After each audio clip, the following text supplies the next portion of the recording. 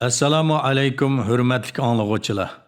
Diqqatingizga diniy olim Muhammad Yusuf Muhammad Tursunning Din va hayot 2000 savolga javob nomli asrini sunduq. Yoqtirib anglag'aysizlar. Bismillahirrohmanirrohim. Din haqida qisqa tushuncha. Dunyodagi hamma narsa Alloh tarafidan yaratilgan bo'lib, ularning yaratilishi muayyan bir maqsad va ma'lum bir qonun sistemi bilan davom qilmoqda. İnsanlarni Alloh yaratgan bu mavjudotlarning biri va eng ahamiyatligidir. Alloh insonlarni Allohning o'ziga ibodat qilishi va uning amr farmonlari bo'yicha ish ko'rish uchun yaratgan.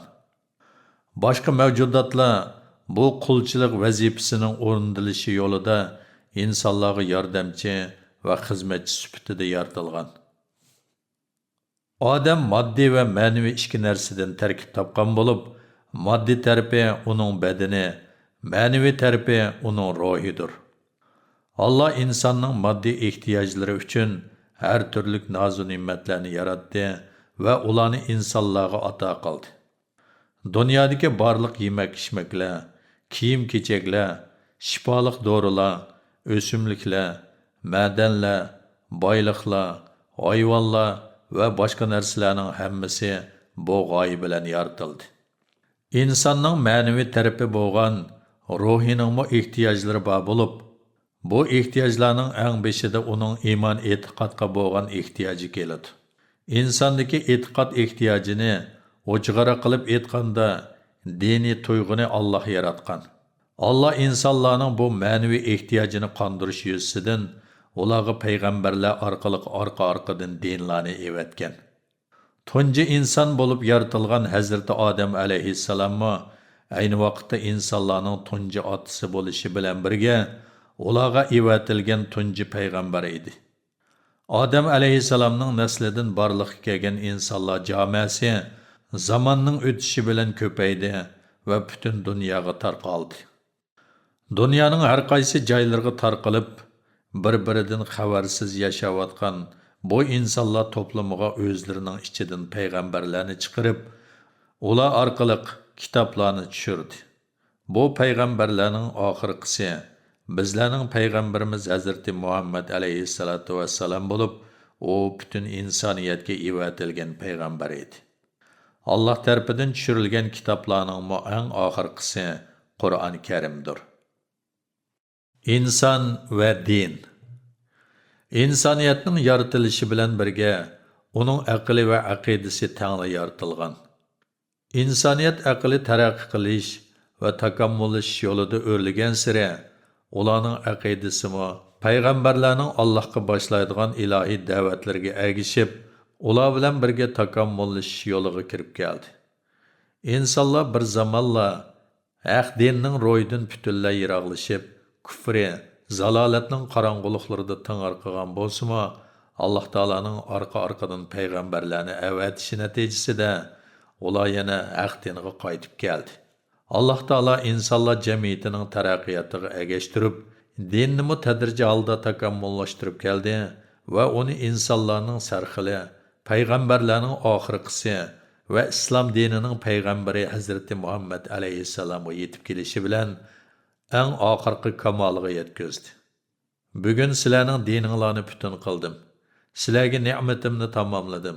Islom dinini sizlarning dininglar bo'lishga tanladim.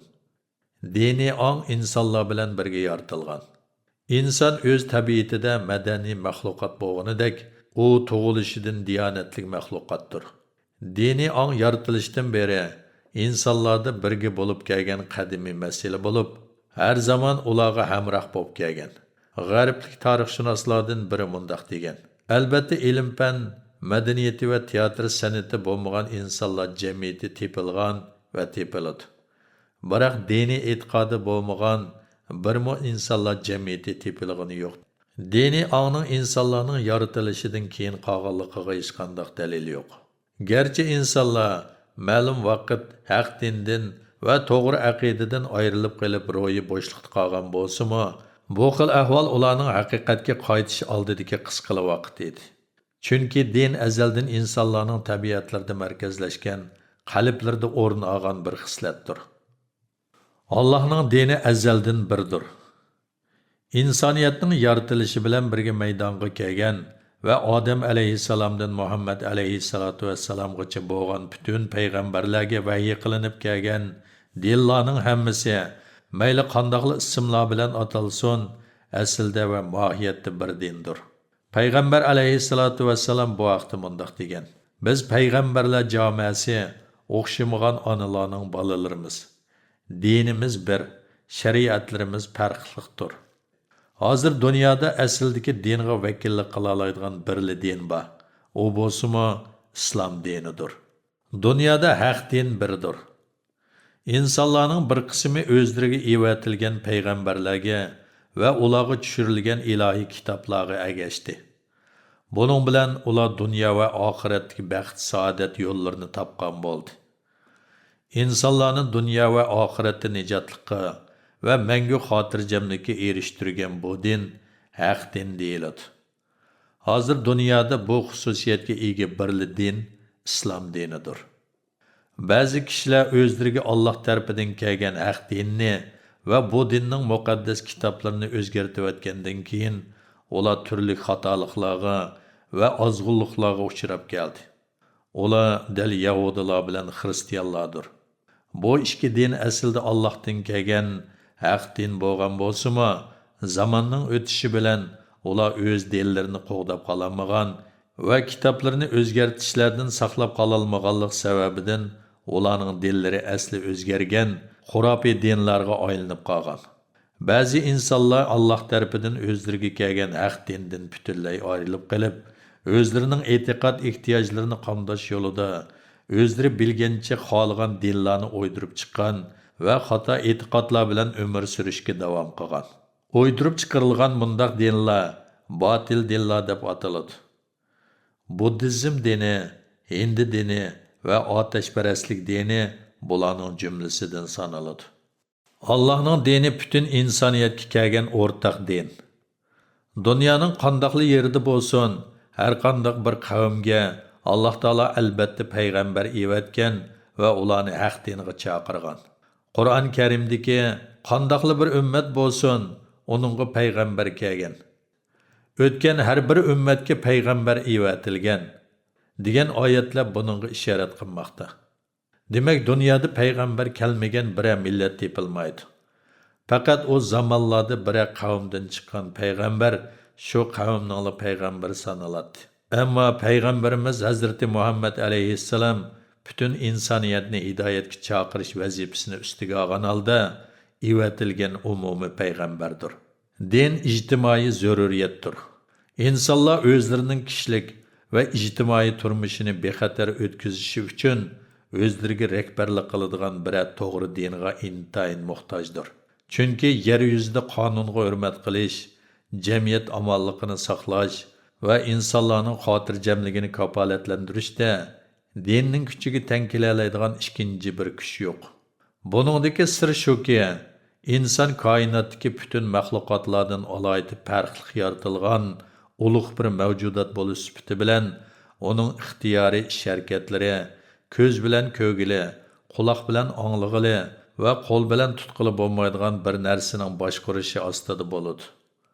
U bo'lsa-mu insondagi insoniy ruhdir. U vijdon va aqida deb ataladi. İnsanlar ishki dunyosidan boshqariladi. İnsanlar tashqi dunyosidan emas, balki asoslig'i ishki dunyosidan, vijdonidan boshqarilmaguncha jamiyat tartibini saqlag'ili va haq-huquqlarni qo'g'dug'ili bo'lmaydi. Kishilarning haq-huquqlarini himoya qiladigan, haqsizlikka yo'l qo'ymaydigan, adolatlik, fazilatlik va madaniyatlik bir jamiyatni barpo qilishda davlat qonunlari va hukumat doiralari yetarlik emas. Chunki jazodan, turmadan va jarimanadan qo'rqib vazifa o'taydiganlar va qo'rqib turib haq-huquqlarga hurmat qiladiganlar qonunning arg'amchisidan qutulish uchun chiqish yo'li topqichilik shundoq qiladi. Ular qonunning kontrolligidan chiqqan aman o'zlarining bilginini qiladi. Ammo Allohdan ayminib, uning g'azabiga yo'liqishdan qo'rqqan va o'z vijdonining ovoziga quloq solgan holda haq-huquqlarni qo'g'daydiganlar va hayotlikdagi o'z vazifalarini Alloh roziligi uchun to'liq ado qiladiganlar, mayli oshkora, mayli yoshirin bo'lsin, o'zlarining hech vaqt Allohning kontrolligidan qochib qutulolmaydiganligiga haqiqiy iymoni bo'lg'achqa, ular Allohga osiylik qilish, jamiyat omonligiga buzg'unchilik qilish va kishilarning haq-huquqlariga tajovuz qilishdan qattiq hazar qiladi-da, har ishda o'zlarining insoniy burchlarini ado qilishni avvalgi o'ringa qo'yadi. Ilm-fan dinning rolini o'ynayolmaydi. Diniy tarbiya bilan axloqni kuchaytmasdan, ilm-fan va madaniyatni taraqqiy qildirishning o'zila jamiyatda omonlik, turmushda baxt va xotirjamlik yaratishga kafolat qila oladi deb o'ylash intayin xatodir. Chunki ilm-fan ikki bisliq pichoqqa o'xshaydigan narsa bo'lib, uning bilan isloq qilib bo'lganidek buzivatkelimi bo'ladi.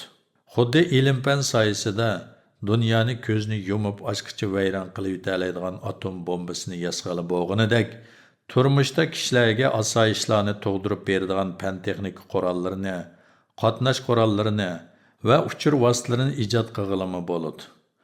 Zamonimiz fan texnikasi buning eng yaxshi guvohchisidir. Ahvol bundoq ekan, ilm-fanni o'z yo'lida insonlarning manfaati va jamiyatning taraqqiyoti uchun qo'llanmoqchi bo'lsak, axloqiy tarafdan uning yanada bir ko'zatchining bo'lishi intayin zarurdir. O bo'lsimi aqida va iymondir. Shunga axloq bilan dinga yo'lanmagan har qanday bir vatanparvarlik xuddi yiqilg'ili oz qolgan binoga o'xshaydi deb to'g'ri aytilgan. Demak, dinning turmushdagi roli xuddi yurakning tandagi roliga o'xshashdir. Islom dini. Islom dini insoniyatning aql farosati pishib yetilgan, ilm-fan, madaniyati taraqqiy qilishga boshlagan bir vaziyatda Alloh taolo tarafidan insoniyatning iftixori, yaxshilarning ulgusi va payg'ambarlarning eng oxirgisi Hazrati Muhammad alayhissalomga eng butunlangan va eng kamoliga yetgan holda ta qiyomatgacha yer yuzidagi butun insonlarning birli to'g'ri dini bo'lib tanlangan imtiyozi bilan tushirilgan eng to'g'ri, eng ilg'or bir dindir.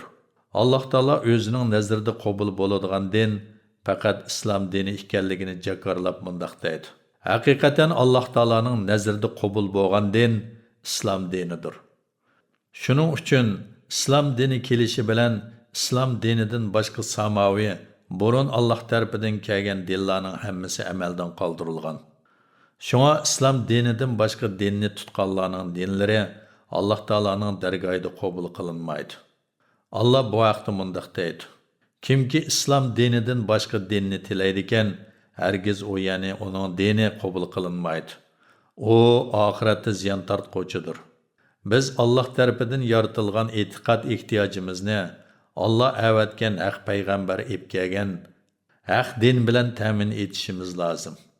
Sağlam imonga ega bo'lishimiz uchun ulug' dinimizning e'tiqod sistemasida ko'rsatilgan masalalarni yaxshi o'rganib, dinimizda buyurilgan ibodatlarni bu sağlam e'tiqodimiz bilan birga eng yaxshi shaklda o'rindashga tirishishimiz lozim.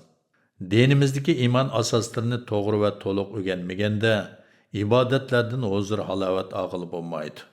Savobini ko'gili bo'lmaydi. Har bir musulmonning dinimizdagi iymonga munosabatli masalalarni, ibodat, axloq, muomala prinsiplari va usullarini eng yaxshi shaklda o'rganib, shu bo'yicha amal qilishi intayin zarur. E'tiqodga munosabatli masalalar. Bismillahirrohmanirrohim. Din va dinlarning turlari. Birinchi savol: insonlar nereden paydo bo'lgan? Javob: insonlar Alloh tarafidan yaratilgan. Ikkinchi savol: insonlar nima uchun yaratilgan? Javob: Allohga qulchilik qilish, ya'ni Allohning amriga uyg'un holda yashash uchun yaratilgan. Uchinchi savol: din degan nima? Javob: din insonlarni ixtiyori holda baxt saodatlarga erishtiradigan ilohiy qonun bo'lib, Allohning payg'ambarlarga qilgan vahiylarda ifodasini topgan. To'rtinchi savol: dinning manbai nima? Javob: dinning manbai Allohdir. Allah insonlarni diniy e'tiqodga ehtiyojli qilib yaratgan. Ondan insonlarning bu ehtiyojini qondirish uchun dinni tushirib, payg'ambarlar orqali uni insonlarga o'rgatgan. 5-savol. Dunyodagi dinlar qancha turga bo'linadi? Javob. Dunyodagi dinlar haq din, o'zgartirilgan din va botil din deb 3 turga bo'linadi. 6-savol. Haq din degan nima? O qaysisi? Javob. Haq din Allah tarafidan payg'ambarlarning vositasi bilan kelgan va asli o'zgarmasdan davom qilgan din bo'lib, bu alaydilikka ega din birli islom dinidir. 7-savol. O'zgartirilgan din degan nima? Ular qaysilar? Javob. O'zgartirilgan din asli Allah tarafidan payg'ambar vositasi bilan kelgan bo'lsa-mu, keyinchi insonlar tarafidan o'zgartib etilgan dinlardir. Yahudi va xristian dinlariga o'xshash. 8-savol. Yahudi dini degan qandoq din va yahudilar kimlar? Javob. Yahudi dini Musa alayhissalomga Alloh tarafidan kelgan din bo'lib, o dinga e'tiqod qiladigan kishilar yahudilar deyiladi. Ammo hozirgi Yahudi dini asli o'zgartib etilgan dindir. 9-savol. Xristian dini degan qandoq din va xristianlar kimlar? Javob. Xristian dini İsa alayhissalomga Alloh tarafidan kelgan din bo'lib, Nasara dini deb ataladi. Bu dinga e'tiqod qiladigan kishilar xristian yoki Nasara deyiladi. Ammo hozirgi xristian dini asli o'zgartib etilgan dindir. 10-savol. Botil dinlar degan qandoq? Ular qaysilar? Javob. Botil dinlar Allah tarafidan kelmagan, faqat insonlar tarafidan o'ydirib chiqarilgan dinlardir. Masalan, Budda, Hindi dinlariga o'xshash. 11-savol. E'tiqod jihatdan insonlar qanchaga bo'linadi? Javob. Insonlar e'tiqod jihatdan mu'min, munofiq, kofir va mushrik deb 4ga bo'linadi. 12-savol. Mu'min degan kimlar? Javob. Mu'min islom diniga chin qalbidan ishinib, e'tiqod qiladigan, bu e'tiqodini ochiq e'lon qilgan va islom dinining ko'rsatmalariga rioya qilgan holda yashashga tirishadigan kishilardir. 13-savol. Munofiq degan kimlar? Javob. Munofiq islom diniga ko'ngildan ishonmaydigan turib, o'zlarining musulmonlar qatoridan ekanligini so'zlaydigan ikki yuzlik kishilardir. Munofiqlar Alloh taolaning nazarida kofirlardan yomon maxluqotlardir. Zamonimizda musulmon qiyofatiga kirib olgan aldamchilar buning misolidir. 14-savol. Kofir degan kimlar? Javob.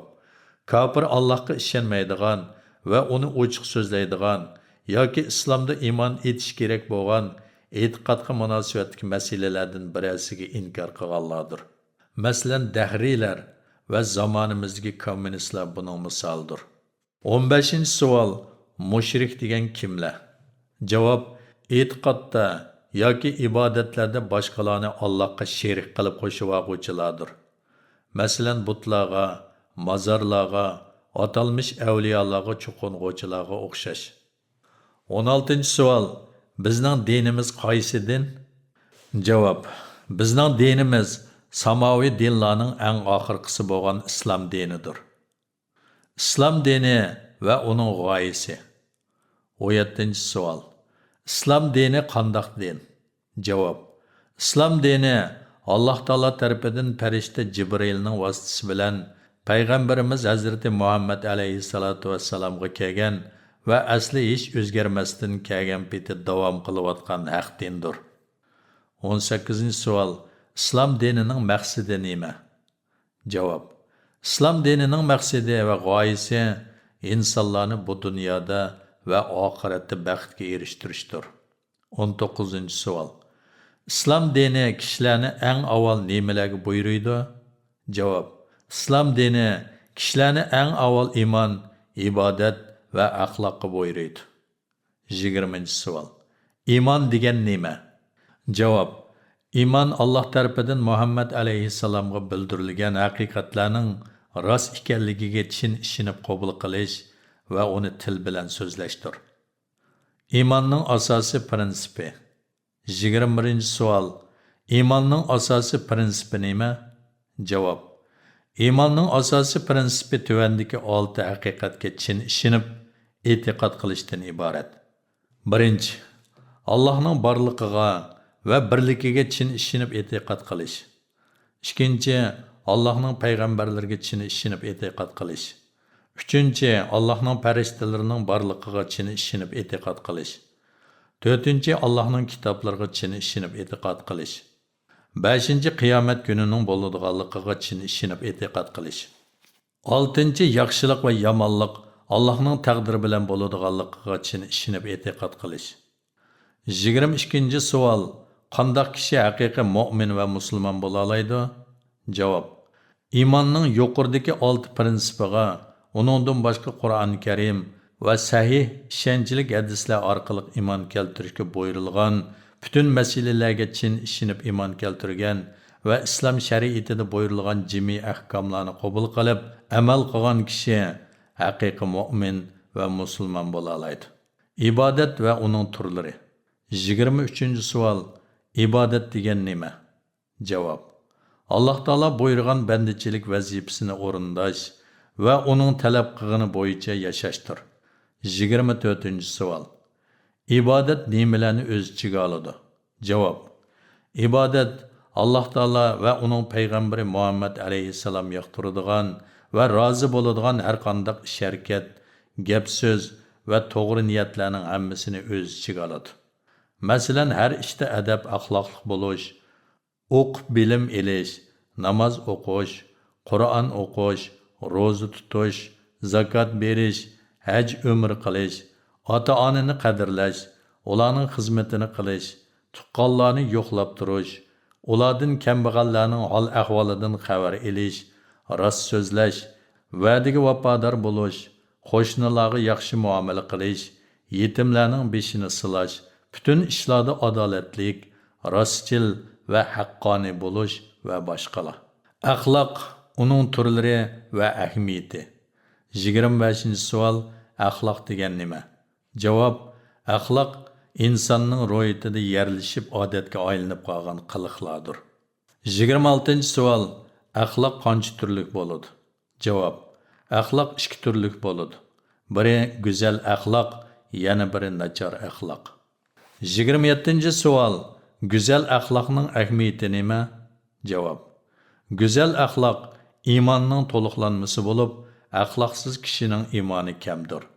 Kalima tayyiba va uning ma'nosi. 28-ci savol. Kishilar islom diniga qanday kiradi? Javob. Kishilar islom diniga La ilaha illallohu Muhammadur Rasululloh degan kalima tayyibani ma'nosi bilan bilib, uningga dili bilan ishonib, tili bilan iqror qilish orqali kiradi. 29-ci savol. Bu kalima tayyibining ma'nosi nima? Javob. Bu kalima tayyibining ma'nosi Allohdan boshqa ibodatga haqli bo'lgan haqiqiy iloh yo'q. Muhammad alayhissalom Allohning elchisi va barhaq payg'ambari ekanligidir. 30-ci savol. La ilaha illalloh degan shahodat so'zi nimani taqozo qiladi? Javob. La ilaha illalloh degan shahodat so'zi bir Alloh taolodan boshqa e'tiqod va ibodat qilinadigan haqiqiy ilohiy ma'bud yo'q ekanligini yurakdan tasdiq qilib, e'tiqod qilish deganni taqozo qiladi. 31-ci savol. Muhammadur Rasululloh degan shahodat so'zi nimani taqozo qiladi? Javob. Muhammadur Rasululloh degan shahodat so'zi Muhammad alayhissalomning bildirganlarini, bergan xabarlarini tasdiq qilib ishonish, buyruqlarini ijro qilish, to'sqanlardan yenish, ibodatni uning ko'rsatgani bo'yicha o'rindash qatorliqlarni taqozo qiladi. 32-ci savol. İslam dini boshqa dinlarga qanday qaraydi? Javob. İslam dini bütün insoniyatning musulmon bo'lib, baxtli bo'lishini orzu qiladi. Lekin kishilarni musulmon bo'lishga zo'rlamaydi. Boshqa dinlarni va o dinlarga mansub bo'lgan kishilarni kamsitmaydi, chetga qoqmaydi. Boshqa dindikilarning islom dinini va musulmonlarni kamsitmaslikni, chetga qoqmaslikni kutadi. İnsanның vazifasi. 33-cü sual. İnsan nima uchun yaratilgan? Javob. Koinotdagi shaylar ustida yaxshi o'ylanib, tafakkur qilgan kishi koinotdagi har qanday narsaning o'zidan boshqasi uchun yaratilganligi va boshqasi uchun xizmat qilayotganligini ko'rdi. Masalan, suv yer zaminni yashartish uchun, zamin o'simliklarni chiqarish uchun, o'simliklar insonlar va hayvonlarni oziqlantirish uchun, hayvonlar insonlarning manfaati uchun umr surayotganligini va ular uchun xizmat qilayotganligini ko'ramiz. Undaqda inson nima uchun yaratilgan? İnsanның bütün kainatdagilarning ulug'aroqi bo'lib yaratilganligi hurmatiga muvofiq aqlga uyg'un keladigan birdan bir eng to'g'ri javob shuki, inson Alloh uchun, Allohni tonish, uningga e'tiqod va ibodat qilish va u rozi bo'ladigan tariqada hayot kechirish uchun yaratilgan. Shu vajidan koinot va uningdagi barliq mavjudotlar faqat insonning manfaati uchun yaratilgan va uningga bo'ysundirib berilgan. Har qanday bir ijodkor o'zi ijod qilgan narsaning sirini, uni nima uchun ijod qilganligining sababini yaxshi bilganidek, barliq koinotning, jumladan insonning ijodkori va yaratuvchisi bo'lgan Alloh taolo inson deb atalgan bu maxluqotni nima uchun yaratganligining sababini albatta yaxshi biladi. Alloh taolo noiti ixcham holda jinlarni va insonlarni faqat menga ibodat qilish uchun yaratdim. Ya'ni mening istaginim bo'yicha va men rozi bo'ladigan shaklda yashashsin uchun yaratdim degan. Inson albatta koinotdagi shaylardan ulug'dir. O'zidan tuvan darajada turadigan shaylar qandoqmi inson uchun iloh bo'la olsin? Shunga insonning quyosh, oy, yulduz, o't, kala va boshqa maxluqotlarga tabiat kuchlariga cho'qinishi o'zining insonlik hurmatini hayvonlik darajasiga tushirganlikdir. Inson uchun Alloh taolodan boshqasi e'tiqod va ibodat qilishga arzimaydi. Odamni iymondan chiqaradigan omillar. 34-ci savol. Iymon va islomdan chiqib ketishga sabab bo'ladigan omillar qaysilar?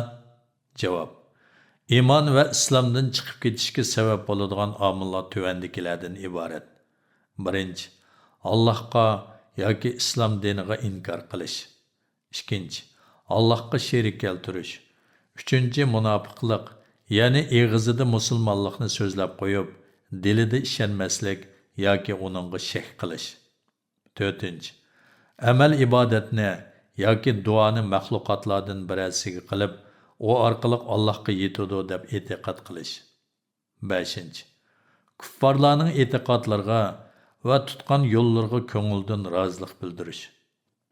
6. Boshqalarning tutgan yo'llarini Muhammad alayhissalomning yo'lidan afzal ko'rish. 7.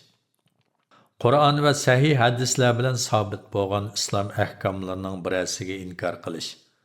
8. Muhammad alayhissalomning payg'ambarligini inkor qilish yoki uni masxar qilish. 9. Musulmonlarning ziniga kuffarlar bilan birlashish. 10. Boshqa qonunlarni islom shariatidan afzal ko'rish. 11. Sehrgarlik qilish yoki sehrga ishonish. 12. Islom ta'limotlaridan yuz o'rish yoki ularni masxar qilish. 13. Allohning kitobi va payg'ambar alayhissalomning sahih hadislari bo'yicha hukm qilishga qoyil bo'lmaslik yoki shariatni kamsitish, ya'ni uni hozirgi zamonga moslashmaydi deyish. 14. Daxan, palchi va ramchilarning g'ayibdan so'zlagan so'zlarga ishonish. Payg'ambar alayhissalom kimki daxan, koinlarning so'zlariga ishonadigan, u Muhammadga, ya'ni menga kelgan dinga kofir bo'lgan bo'ladi deb ko'rsatgan. 15. Allah'ның əmr farmonlarini oshkora rad qilish, ya'ni haqiqatga iqror qilib turib, uningga bo'ysunishdan bosh tortish. Shaytonlarning otisi iblismo haqiqatni biladi va Allohni e'tirof qiladi. Biroq iblis takabburlikdan Allohning farmoniga oshkora qarshi chiqqanligi sababidan u kofirlardan bo'lib ketgan va Allohning rahmatidan mangulik qo'g'langan. Allah bu haqda mundaq deydi. O'z vaqtida farishtalarga odamga sajda qilinglar dedik. İblisdan boshqa hammasi sajda qildi. İblis sajda qilishdan bosh tortdi. Takabburlik qildi, u kofirlardan bo'lib ketdi. Yuqorida bayon qilingan kufrning turlaridan qaysi birini sodir qilgan kishi islom va iymondan chiqqan bo'ladi. Alloh taolo hammamizni iymonimizda mahkam qilsin. Amin.